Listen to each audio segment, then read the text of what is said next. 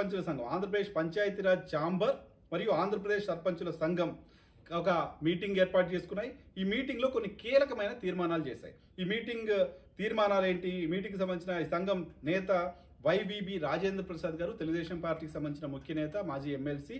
So ఆయన అధ్యక్షతన ఈ సమావేశం జరిగింది. ఈ సమావేశంలో వాళ్ళు తీసుకున్న నిర్ణయాల్లో ప్రధానమైన నిర్ణయం, మొదటి నిర్ణయం, గ్రామ వార్డు వాలంటీర్ల వ్యవస్థని రద్దు చేయాలని ఆంధ్రప్రదేశ్ పంచాయతీరాజ్ ఛాంబర్ మరియు ఆంధ్రప్రదేశ్ సర్పంచుల సంఘాలు రాష్ట్ర ప్రభుత్వాన్ని డిమాండ్ చేస్తూ ఏకగ్రీవంగా తీర్మానం చేశాయి. సో ఆంధ్రప్రదేశ్లో వాలంటీర్ల వ్యవస్థ అవసరం లేదు అని సర్పంచుల సంఘం డిమాండ్ చేస్తుంది. సంఘాన్ని లీడ్ చేస్తుంది తెలుగుదేశం పార్టీకి సంబంధించిన ముఖ్య నేత. సో ఇక్కడ తెలుగుదేశం పార్టీ ఈ డిమాండ్ని యాక్సెప్ట్ చేస్తుందా? యాక్సెప్ట్ చేసి వాలంటీర్లు లేకుండా చేస్తుందా?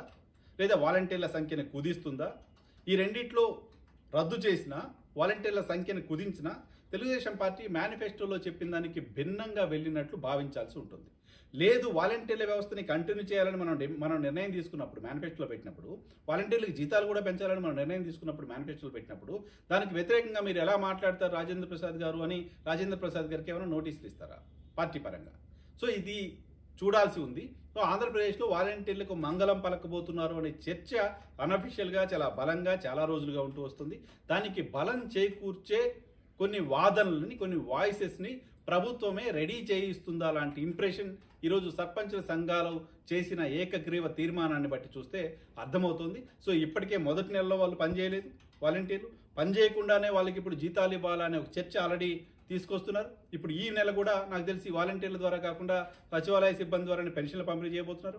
ఈ నెల కూడా వాళ్ళు పని చేయలేదు. సో ఈ నెల కూడా పని చేయకుండానే జీతాలు ఇవ్వాలనే చర్చ వస్తుంది. సో ఆటోమేటిక్గా వాలంటీర్ల ఉద్యోగాలు ఇక పోయినాయి అని చెప్పి వాలంటీర్లుగా పనిచేస్తున్న వాళ్ళు వేరే వేరే సెక్టార్లో వేరే వేరే ఉద్యోగాలు, వేరే వేరే ఉపాధులు చూసుకునే పరిస్థితిలోకి వెళ్ళిపోయారు. చాలామంది 1,00,000 మందికి పైగా ఇప్పటికే రిజైన్ చేస్తున్నారు. సో ఆ రిజైన్ చేసిన వాళ్ళ పైన కూడా మీరు పోయి వైసీపీ నాయకులపైన కేసులు పెట్టండి, అప్పుడు మళ్ళీ మిమ్మల్ని తీసుకోవాలనేది ఆలోచిస్తూ ఉంటే తెలుగుదేశం పార్టీకి సంబంధించిన నాయకులు మాట్లాడుతూ వస్తున్నారు.